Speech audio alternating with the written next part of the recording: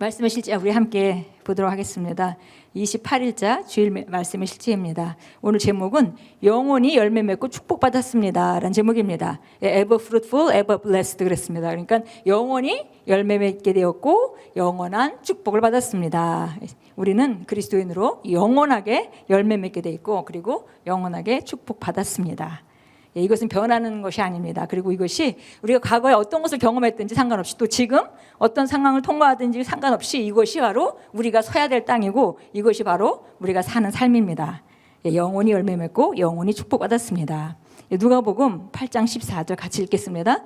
가시떨기에 떨어졌다는 것은 말씀을 들은 자이나 지내는 중 이생의 염려와 재물과 향락의 기운이 막혀 온전히 결실하지 못하는 자요. 예수님이 잘 아시는 바로 그 좋은 땅 또 씨 뿌린 자의 비유에 대해서 쭉 얘기하면서 가시떨기에 떨어졌다는 것은 말씀을 듣고선 열매를 못 맺는다. 듣고 다 알고 깨닫고 했지만은 온전히 결실하지 못하는 자다. 온전히 결실하지 못하는 자란 뜻은 열매가 맺다가 떨어진다든지 왜 일찍 떨어지는 과일들이 있잖아요.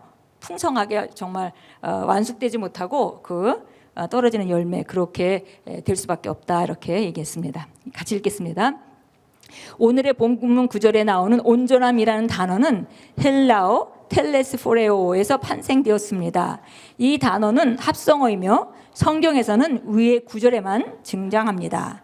이 단어는 결실을 맺는다는 의미로 완전히 익은 상태에 이르다 혹은 결과를 촉진시키는 성숙한 단계에 이른다는 뜻입니다. 본문 9절은 온전함에 이르는 열매를 맺지 못하는 자들에 대해 말하고 있지만 이 9절은 우리에게 하나님의 계획과 생각을 알려줍니다. 그분은 우리가 항상 열매 맺고 생산적이기를 원하시며 온전한 결실을 맺는 자들이 되기를 원하십니다. 어떤 일을 시작하지만 절대 끝을 내지 못하는 사람들이 있습니다. 그들은 항상 중간에 그만둡니다. 그들은 결코 일을 완수하지 못합니다. 그들은 언제나 왜 자신들이 일을 마무리하지 못했는지에 대한 이유가 있습니다. 그들의 프로젝트는 도중에 중단되고 과정은 축소됩니다. 그러나 당신은 다릅니다. 당신은 열매 맺는 포도나무이므로 결실을 맺으며 당신의 프로젝트가 온전함에 이르게 합니다. 당신이 하는 일이 무엇이든지 열매 맺도록 하나님의 영이 당신 안에서 역사하십니다. 날마다 당신에게 대한 이런 고백을 하십시오. 당신이 하나님의 말씀의 비단에서 주님과 동행한다면 당신의 아이디어가 도중에 중단되는 것은 물론이고 심지어 육체의 임신에 있어서도 유산되는 일이 없을 것입니다. 이것은 하나님 자녀로서의 당신의 유업입니다. 말씀 안에 주님과 동행하는 것은 아름다운 점은 당신이 언제든지 열매를 생산한다는 것입니다. 당신은 항상 열매 맺고 생산적입니다. 그는 강가에 심겨진 나무 같아서 계절을 따라 열매를 맺으며 그의 잎사귀는 마르지 아니하리니 그가 무엇을 하든지 번성하리로다. 얼마나 대단한 삶입니까? 하나님을 송축합니다. 아멘. 그래서 하나님께서 우리를 영원히 생산적이도록 축복하셨고 그리고 영원한 축복을 이미 하셨습니다. 그래서 우리가 이렇게 사는 것이 마땅하고요. 그래서 우리가 맨 마지막에 읽었던 시편 1편 3절의 말씀을 보니까 우리가 그림을 그릴 수 있죠. 강가에 있는 나무가 가뭄이 와도 마르지 않고 항상 열매를 맺는 그런 상태가 바로 우리 삶의 모습입니다.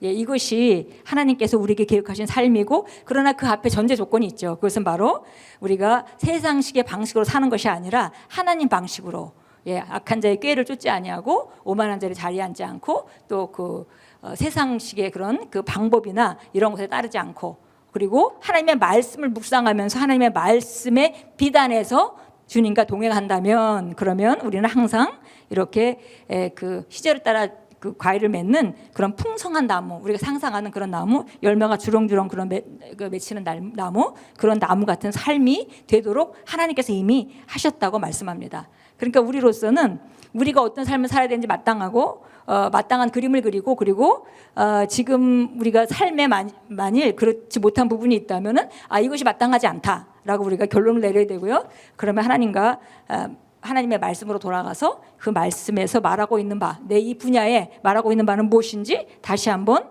발견하고 그 말씀을 선포하면서 그렇게 생각하고 그렇게 말하고 그렇게 기능하는 것. 그렇게 한다면은 결국 그 정복되지 않은 분야도 또 새롭게 정복되어서 열매를 맺게 될 것입니다.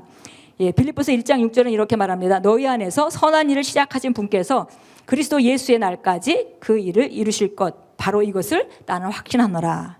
예, 그분 안에서 우리가 있는 우리가 그분이 우리 안에서 시작하신 일이 끝까지 완벽하게 이룰 것이다. 그분이 함께 이루실 것이다라고 말했습니다. 예레미야서 29장 11절은 말합니다. 혹시 우리가 어떤 지금 통과하고 있는 어려움이 있다면 그분들에게 주시는 말씀은 이거죠. 너희를 향한 내 생각을 내가 아노니 그것은 평안을 주려는 생각이요 재앙을 주려는 생각이 아니라 곧 기대하던 결말을 너에게 주려는 것이라. 예, 그래서 영혼이 열매 맺는다 하면 열매 맺는 것은 우리가 좋아합니다. 그런데 과정이 있죠. 그래서 과정이 있고 전진하고 더 생산적이 되려면은 더 뭔가 달라져야 되고 그러니까 확장이 있을 수밖에 없고 그러니까 때로는 우리가 확장하는 그런 어려움을 통과할 수가 있습니다. 그래서 그런 통과하는 과정 가운데 우리가 그걸 정확히 볼 수 있어야 되죠. 지금은 내가 어려움을 통과하지만 이 일을 끝나고 난 다음에 이거 하나님이 이 일을 향한 하나님의 뜻은 바로 재앙을 주려는 것이 아니고 기대하는 결말을 주기 위해서 나는 지금 확장하고 있다라고 우리가 생각한다면 아주 정확할 것입니다. 예, 그래서 영원토록 우리가 생산적이고 그리고 영원토록 축복의 축복을 누리는 그런 삶으로 우리가 나아가는 것이고요. 그걸 통해서 우리는 하나님의 아름다움을 세상에 전파합니다. 예, 우리 함께 기도하겠습니다. 사랑하는 아버지, 지속적으로 증가하는 영광을 주셔서 감사드립니다. 이것은 끊임없는 생산성이며 영원한 축복의 생명입니다. 그러므로 나의 계획과 프로젝트와 꿈은 결코 중단되지 않습니다. 나는 성령의 능력으로 온전한 열매를 맺습니다. 예수 이름으로 기도합니다. 아멘. 아멘. 우리 일어나서 함께 기도하도록 하겠습니다.